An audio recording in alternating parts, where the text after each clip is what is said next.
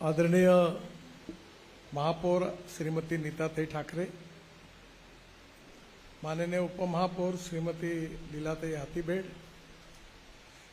मंच पर उपस्थित हमारे पार्टी के अध्यक्ष आदरणीय दयाशंकर जी, नागपुर महानगर पालिका कर्मचारी सहकारी बैंक के अध्यक्ष और सभी उपाध्यक्ष और सभी पदाधिकारीगण और उपस्थित सभी बैंक के भागधारक और उपस्थित भाई और बहनों, सबसे पहले मैं बैंक में जो कर्मचारी है, महानगर पालिका के जो भागधारक है इस बैंक के, उनके बच्चों के लिए विशेष रूप से जिन्होंने 10वीं और 12वीं कक्षा में अच्छे गुण लेकर जो उत्तीर्ण हुए हैं, उनको आज बहुत बहुत शुभकामनाएं और शुभेच्छाएं देता हूं। उसके साथ साथ जो हमारे लोग निवृत्त होते हैं, उनके भी उज्जवल भविष्य की कामना करते हुए उनको भी शुभकामनाएं देता हूं। हमारी बैंक जो है वो बहुत पुरानी है और बैंक की अगर कोई परीक्षण करना है तो उसका ग्रॉस एनपीए कितना है और नेट एनपीए कितना है, ये पहले देखा जाता है। बैंक का ग्रॉस एनपीए 1.42% है और नेट एनपीए 0.44% है। और ऑडिट वर्ग में मुझे पता नहीं कि यहाँ बी क्यों लिखा हुआ है, क्योंकि इस प्रकार से इसको ऑडिट में ए क्लास मिलना चाहिए, क्योंकि आजकल जो बैंकिंग सेक्टर है उसका सबसे बड़े कैपिटल कोई है तो क्रेडिबिलिटी, विश्वसनीयता और गुडविल, ये सबसे बड़ा कैपिटल है। और कोऑपरेटिव एक्ट के मुताबिक अब इस पे ड्यूअल कंट्रोल है। एक तरफ कोऑपरेटिव डिपार्टमेंट का भी कंट्रोल है और दूसरी ओर रिजर्व बैंक का भी कंट्रोल है। और रिजर्व बैंक ने पिछले कुछ सालों में कोऑपरेटिव बैंकों में जो घोटाले हुए उसके कारण काफ़ी सख्त भूमिका ली है और उन्होंने राज्य सरकार को अब उसके आगे जाकर अपने हाथ में कारोबार लिया है। बैंक की वृद्धि भी हो, कैपिटल भी बढ़े, टर्नओवर भी बढ़े और बैंक का प्रॉफिट भी बढ़े। जिसके पास पैसा है वो बैंक में डिपॉजिट रखेगा तो उसको ब्याज मिलेगा और उसके साथ साथ जिसको कर्जा चाहिए उसको बैंक में कर्जा भी मिलेगा। तो जिन्होंने कर्जा लिया है वो कर्जा अगर समय पर वापस करेंगे तो बैंक की प्रगति होगी, और लिए हुए लोगों ने कर्जा नहीं दिया तो बैंक अड़चन में आ सकती है। और इसलिए संचालकों के ऊपर बहुत बड़ी जिम्मेदारी है। और कोई भी बैंक अगर अच्छी होगी तो उसका श्रेय जो होता है वो संचालकों को जाता है। मैं भी कोऑपरेटिव में काम करता हूँ, हमारे डिपार्टमेंटल स्टोर है, 5000 लोग मेंबर हैं और अभी टर्नओवर भी अच्छा है, प्रॉफिट भी ठीक मिलता है। उसके इनॉग्रेशन के लिए शेतकरी संगठन के नेता शरद जोशी, उनको हमने बुलाया था। वो काफ़ी विद्वान थे, वर्ल्ड बैंक में थे और उन्होंने हमारे सामने एक बहुत अच्छी बात रखी। उन्होंने कहा कि success in cooperative is not the success of cooperative movement, it is the success of cooperative leadership who lead the cooperative. ने उसका अर्थ यही है कि अगर बैंक अच्छी चलती है तो इसका श्रेय कोऑपरेटिव मूवमेंट को नहीं है, पर कोऑपरेटिव मूवमेंट चलाने के लिए जो नेतृत्व है वो किस प्रकार से निर्णय करता है, किस प्रकार से ट्रांसपेरेंट है, किस प्रकार से वो भ्रष्टाचार के विरोध में है, उसकी चाल चलन, व्यवहार और चरित्र पर बैंक की सक्सेस स्टोरी डिपेंड होती है। और इसलिए आने वाले समय में ये बैंक को क्रेडिबिलिटी के साथ, गुडविल के साथ संभालना, ये बहुत बड़ी जिम्मेदारी संचालकों पर है। और नए कोऑपरेटिव एक्ट में जब बैंक में गड़बड़ होती है तो अनेक संचालकों को जेल में जाना पड़ा है, उनके ऊपर कार्रवाई हुई है।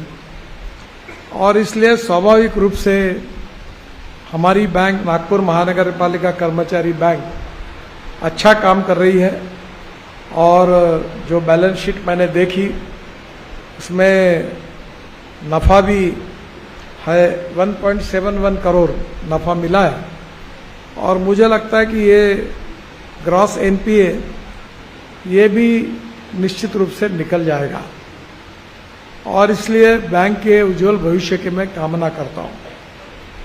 मैं आपको महापौर जी को एक बात का अनुरोध करूंगा कि हमने नागपुर महानगर पालिका की ओर से भांडेवाड़ी में एक नरसिंह मुंगजी और सिम्बोसिस यूनिवर्सिटी दोनों को जगह दी है और मैंने आग्रह करके सिम्बोसिस के एग्रीमेंट में एक बात रखी थी कि नागपुर शहर के अंदर में जो भी विद्यार्थी एडमिशन लेंगे उनको 15% सहूलियत मिलेगी और सिम्बोसिस ये वर्ल्ड लेवल की यूनिवर्सिटी है और शायद नरसिंह मुंगजी ये भी शायद उसमें भी ये एग्रीमेंट होगा।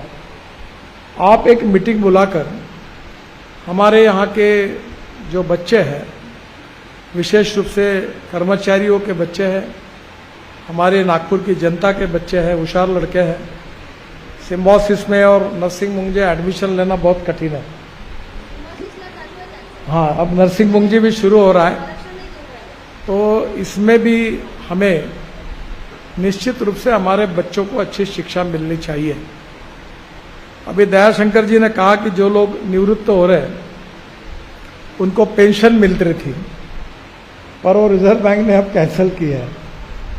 तो बैंक में अभी इसमें मैं अभी सामाजिक काम करता हूँ तो वीसा कंपनी है, वीसा कार्ड, तो उसके चेयरमैन मुझे मिले और अभी हम गढ़चिरौली, सिरोंचा, एटापल्ली, अहेरी ट्राइबल सेक्टर में 1200 स्कूल चलाते और 1800 टीचर है।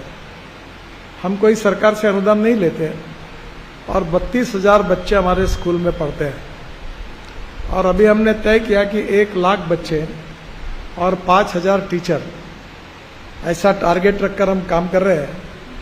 तो मैंने जो वीसा कार्ड है उनके तरफ से सब टीचर को वीसा कार्ड दिया है। उसमें हेल्थ इंश्योरेंस से दुनिया भर की फैसिलिटी है और जो 300 रुपये भरना है वो भी महीने से भर सकेंगे, ऐसी सुविधा है।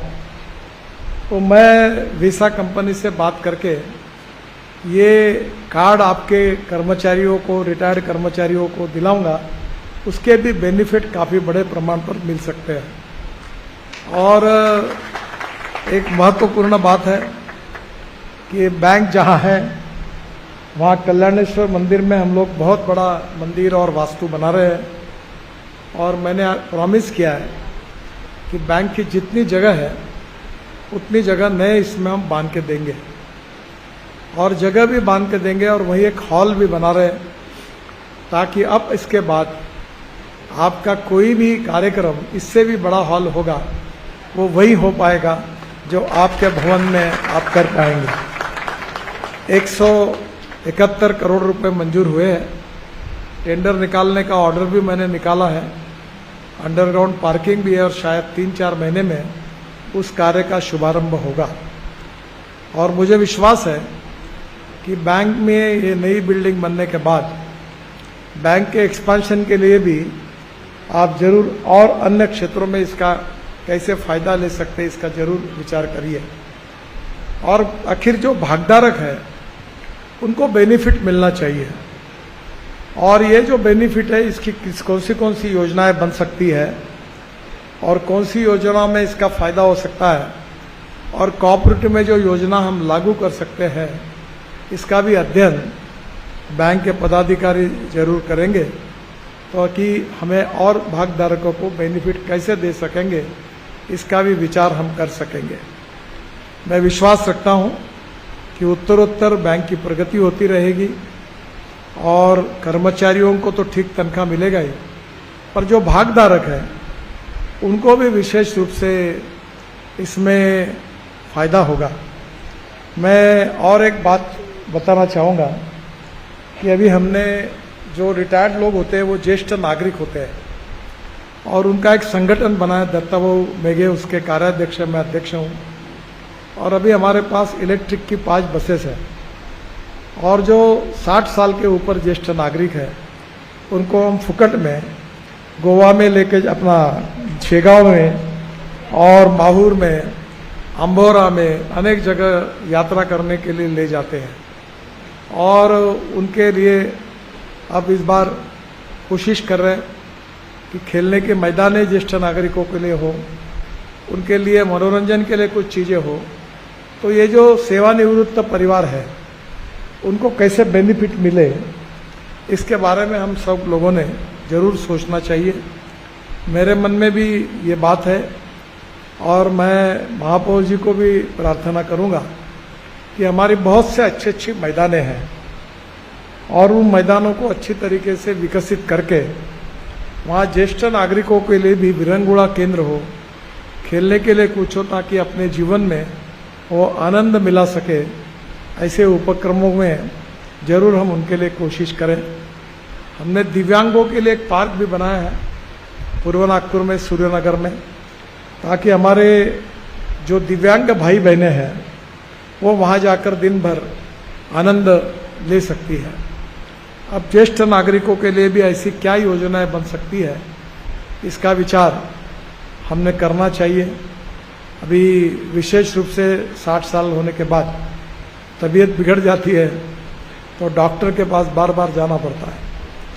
अभी हमने ये कोशिश की कि 1 लाख से ज़्यादा लोगों को 100 रुपये में चश्मा दिया, 2500 से ज़्यादा लोगों को कान में सुनने में नहीं आता उनको यंत्र लगा के दिया, और बड़े प्रमाण पर लोगों की सेवा करते हैं। अभी उत्तर नागपुर में कमाल टॉकीज चौक में हमने एक बहुत बड़ा डायग्नोसिस सेंटर खोला है। जो 18,000 रुपये में MRI मिलता है वो 1200 रुपये में देते हैं। जो पैथोलॉजी लेबॉर्ट्री टेस्ट के लिए बाहर 20,000 रुपये लगते हैं वो 200 रुपये में देते हैं। और 500 रुपये में अभी डायलिसिस कर रहे हैं। मेरी इच्छा है कि वो 100 रुपये में लोगों को मिले ताकि गरीब लोगों का फायदा हो। उसी में 100 रुपये में एक्सरे भी निकलता है। और ऐसे ही सेंटर अब हम लोग विदर्भ में खोल रहे हैं ताकि जो निवृत्त लोग हैं, जो रिटायर्ड हैं, उनको भी हम आधार दे सकें, उनके जीवन में भी कुछ मदद कर सकें। महानगर पालिका के कानून में भी किस प्रकार की मदद कर सकते हैं, इसका जरूर महापौर जी विचार करेगी और उन निवृत्त लोगों के लिए, उनके जीवन के लिए जरूर उनको सहयोग करेगी, ऐसा मेरा विश्वास है। मैं फिर से एक बार जिन विद्यार्थियों को आज स्कॉलरशिप के रूप में जो कुछ बैंक के तरफ से मिलने वाला है उनको भी शुभकामनाएं देता हूं, और जो विशेष रूप से निवृत्त लोग हैं उनके भी उज्जवल जीवन की कामना करते हुए, उनको भी शुभकामनाएं देते हुए मैं अपनी बात को समाप्त करता हूं। धन्यवाद, नमस्कार।